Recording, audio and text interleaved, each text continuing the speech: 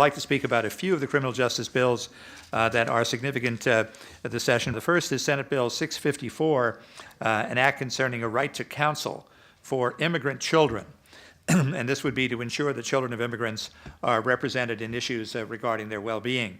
Secondly, Senate Bill 689, an act concerning tolling temporary restraining orders.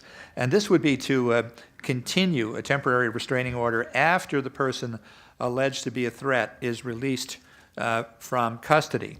The third bill I want to mention is Senate Bill 653, an act concerning open file disclosure in criminal cases. And this would be to require prosecuting officials to automatically disclose certain pieces of evidence in criminal cases. When we talk about a Just Connecticut, we talk about things as we spoke about yesterday at the rollout of our Democratic agenda.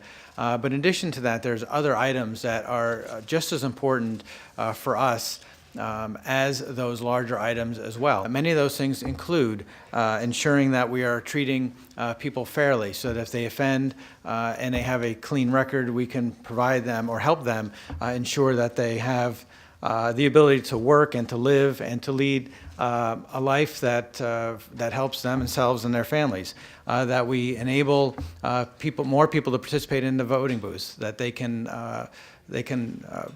vote, and they can vote earlier, and they have the convenience of doing that so as that they don't miss voting on Election Day.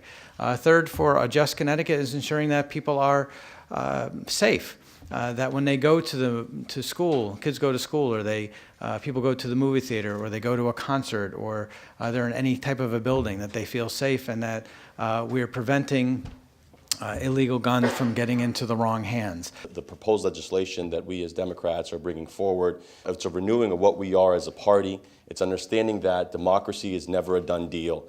We're proposing Senate Bill 691, and in that proposed legislation, what we're doing is not only renewing our values as Democrats, but ensuring that every person who's been incarcerated in the state of Connecticut doesn't have a lifelong consequence because of their mistake. This proposed legislation will enable people who have been incarcerated and have long paid their time and long paid their dues will no longer continue to be discriminated for housing and job. It'll create a clean slate and opportunity to have those records automatically expunged without having to go through a laborious process of having those things pardoned through a pardon commission or board. So we're excited about that. It's a breath of fresh air for a lot of the constituents that I serve in Bridgeport and Stratford.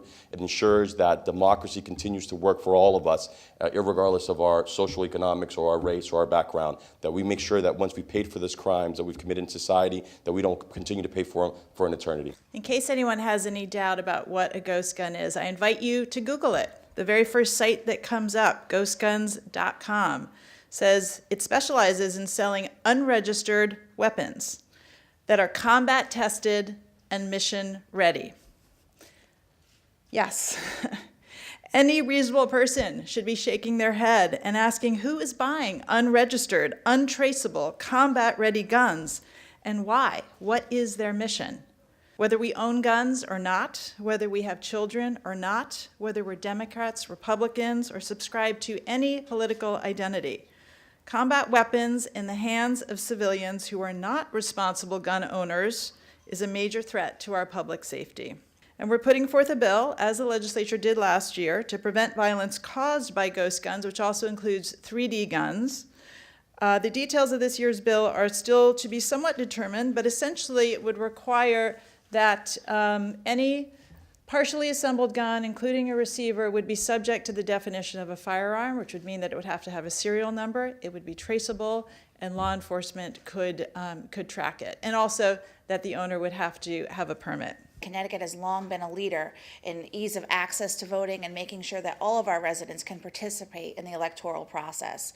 But one of the big obstacles we still have left is the state constitution that bars us from having early voting in the state of Connecticut. One of the most common things I heard last fall from my constituents was, how come everybody else gets to vote early and we don't here in Connecticut? And it's because of this issue that we have with our state constitution. And so I'm so glad that Senator Looney and Senator Duff, the leaders in the House, and Secretary of State Denise Merrill are once again leading on this initiative to change our state constitution, to repeal the sections that prohibit early voting, and to open up a process here here in Connecticut where all people can participate in our electoral process, not just on a limited time frame of 6 a.m. to 8 p.m. on that particular Tuesday in November, but instead have a process that reflects the reality of people who have a lot on their plate, people who might have more than one job, people who commute out of town long distances, and that 6 a.m. to 8 p.m. window just doesn't cut it anymore. So